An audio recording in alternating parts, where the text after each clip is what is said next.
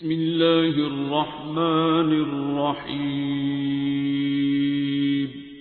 مومن بچ نہیں سکتا جس کے اندر یہ صفات نہیں ہوں گی۔ مولا کون سی صفات ہے؟ فرمائے پہلی صفت اہل بیت کے چاہنے والے کی، اب تمام تر طہارتوں کے بعد صفات میں آ رہا ہوں، پہلی صفت یہ ہے کہ مومن صفت علم کا حامل ہوتا ہے۔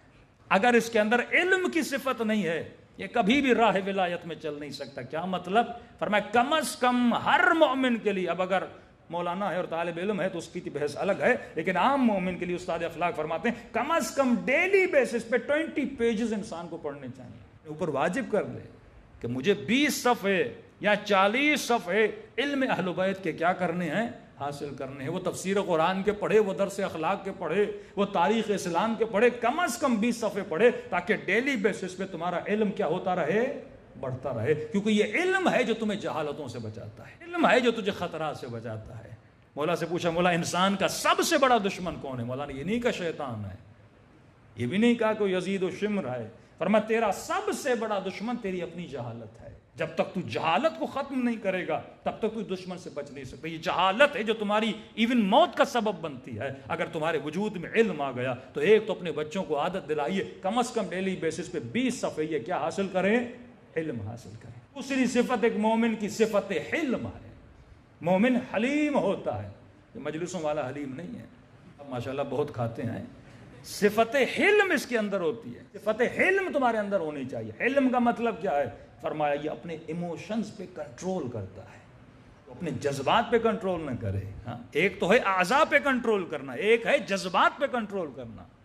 آپ نے ہاتھ کو گناہ سے بچا لیا، آنکھ کو گناہ سے بچا لیا، کانوں کو گناہ سے بچا لیا، لیکن یہ باپ گھر میں اتنا غصے والا ہے کہ ایک انٹیریئر زن میں بچہ کہتا تھا مولانا والد گھر میں آتے سے لگتا ہے شمر آ گیا، علی والا ہے لیکن اتنا غصے والا کہ بچہ بات ہی نہیں کر پاتا، بیوی بات ہی نہیں کر پاتی۔ یہ کیسا اخلاق ہے؟ صفت حلم اپنے ایموشنز پہ کنٹرول کرتا ہے، اپنے جذبات پہ کنٹرول کرتا ہے، اپنے غصے پہ کنٹرول کرتا ہے۔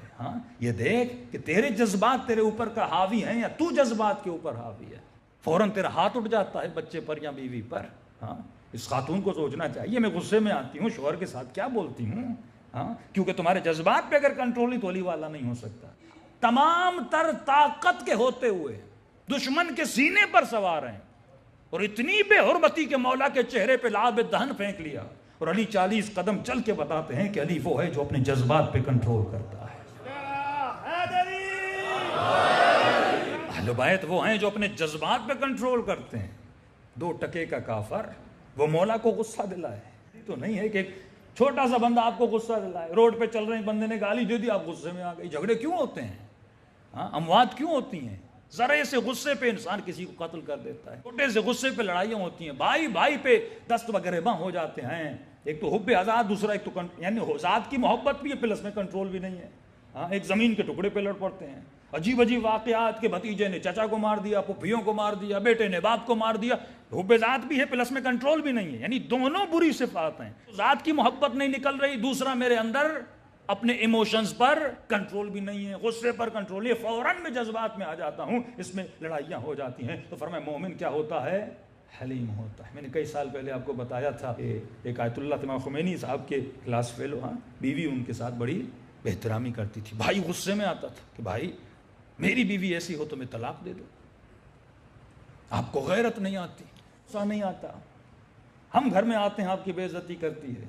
تو یہ کہتے تھے بھائی دیکھو رسول کا فرمان ہے جو صبر کرتا ہے یہ ایمان کا آدھا حصہ ہے، صبر کر رہا ہوں، اسے سمجھا رہا ہوں، اللہ اسے ہدایت دے گا۔ ایک دن خمینی صاحب اس کے گھر میں تشریف لے گئے، چھوٹا سا گھر تھا، کچن پہ پردہ لگا ہوا تھا، بیوی کو کہا کہ چائے بناؤ، علماء آئے ہیں، بیوی کو بھی ایموشنز پہ کنٹرول نہیں تھا، کہا تم نے نوکرانی رکھی ہوئی ہے، جب دیکھو چائے بناؤ، دوست آئے ہیں، اتنا ہے تو نوکرانی لا کے رکھ دو، میں چائے نہیں بناتی، آؤ خود بناؤ۔ اب تو اس کا بھائی غصے میں لال پیلا ہو گیا، اس نے تو مہمانوں کے سامنے بھی بھائی کی عزت نہیں کی، بیچارہ خود اٹھا چائے لے گئے، بالکل کوئی غصہ نہیں آیا اس کو، چائے اٹھائی اور آ کر امام خمینی کے سامنے رکھی۔ بھائی نے کہا بھائی آج تو حد ہو گئی، اب تو اسے طلاق دے ہی دو۔ کہا پہلے یہ بتاؤ تجھے غصہ کیوں نہیں آتا؟ مجھے یہ بات سمجھ میں نہیں آتی، اتنی تیری بے عزتی ہو رہی ہے اور تجھے غصہ نہیں آ رہا۔ بھائی مسئلہ یہ ہے کہ تیرا عقیدہ اور ہے، میرا اور ہے۔ تیرا عقیدہ یہ ہے اگر کوئی برا بلا کہے تو میری عزت چلی گئی، میرا عقیدہ یہ نہیں ہے. میرا عقیدہ یہ ہے کہ رسول فرماتے ہیں، مولا علی فرماتے ہیں، اگر کوئی تیرے ساتھ ایون اگر اپنا ہو ایسا کرے اور اگر تو اس پہ صبر کرے، یہ ایمان کا آدھا حصہ ہے. کہہ رہے تھے مومنوں میں ایک سادہ سا مومن تھا، اٹھ کے آیا کہ مولانا میری بیوی تو بہت اچھی ہے، تو میرا آدھا ایمان کیا ہوگا؟ کہتی تو اس نے کہا کہ مولا کا فرمان ہے اگر بیوی اچھی ہو تو پھر شکر بھی کیا کرو، یہ بھی ایمان کا آدھا حصہ ہے. صلوات پڑھے محمد و آل محمد.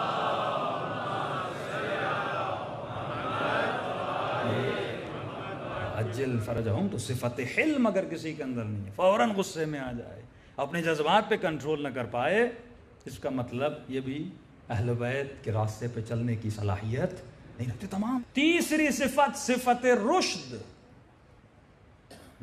علی والے کے اندر صفت رشد ہوتی ہے. رشد کا مطلب کیا ہے؟ عقل مند ہوتا ہے. جناب مختار ثقفی کا لقب تھا کیس، فرقہ بنا ان کا کیسانیہ. کیس کہتے ہیں ہوشیار کو، مومن تیز ہوتا ہے، کین ہوتا ہے. ہاں ذرا سی بات میں ہر کسی کے دھوکے میں نہیں آتا، فوراً شیطان کے جال میں نہیں پھنستا، اسے پتہ ہوتا ہے، یہ ہوشیار ہوتا ہے. اور ہوشیار کیسے بنے گا؟ پھر اس کا لنک ہے علم کے ساتھ. جب تک علم نہیں آئے گا یہ ہوشیار کیسے بنے گا؟ شیطان شناس نہیں بنے گا، دشمن شناس نہیں بنے گا. کیونکہ انسان اگر ہوشیار ہو وہ کبھی بھی نقصان کا سودا نہیں کرتا. واسو فرماتے اگر عقل مند ہو نا تو یہ فائدے کا سودا کرتا ہے. کہ مولا وہ کیسے؟ فرمایا دنیا جو ہے محدود ہے، آخرت کو اللہ نے بقا دی ہے. تو شمر نے جو سودا کیا وہ نقصان کا تھا، ابن سعد نے جو سودا کیا وہ نقصان کا تھا، ہر نے جو سودا کیا وہ فائدے کا سودا تھا. 70 سال کہاں اور ابدی زندگی کہاں. 70 سال کے لیے انسان کی مثال استاد اخلاق فرماتے تھے ایسے ہے. ذرا سمجھیے، جب تک آخرت کا تصور مضبوط نہیں ہوا، رشد یہ ہے کہ انسان اپنی آخرت کے تصور کو مضبوط کرے. اس کے لیے ضروری ہے کم از کم ایک ہفتے میں ایک بار قبرستان جائے. مستحب مؤکد ہے کہ تشییع جنازہ ہو مردے کا. لیکن کلچر ویسٹرنائز ہو گیا. جو بندہ مر گیا ہم نے اس کو گاڑی میں بٹھا دیا، اب گاڑی جا کے سیدھا کہاں اتارتی ہے؟ قبرستان میں. ہم تشییع بھی نہیں کرتے. یہاں ڈبے میں ڈالا، ڈبے سے گاڑی میں ڈالا، گاڑی سے قبرستان میں اترا اور سیدھا بیچارہ نیچے چلا گیا. اسلام میں تشییع کرو. جتنے قدم تم ایک تشییع جنازے میں اٹھاتے ہو، ہر قدم پہ خدا تمہارے سینکڑوں گناہوں کو معاف کرتا ہے. مردے کو ثواب ہوتا ہے، تمہیں ثواب ہوتا ہے، کیونکہ جب جنازہ چلتا ہے لوگ دیکھتے ہیں، اس سے عبرت لیتے ہیں. کہ میں نے کہا آج قبرستانوں کو بھی پارک بنا دیا، محل تفریح بنا دیا، کہ جو مقام عبرت تھا لوگ آج وہاں سے بھی عبرت نہیں لے پا رہے. تو کم از کم ہفتے میں ایک مرتبہ قبرستان جائے. کیونکہ یہ تصور اگر مضبوط ہوگا نا تو آپ ابدی زندگی کا سوچو گے.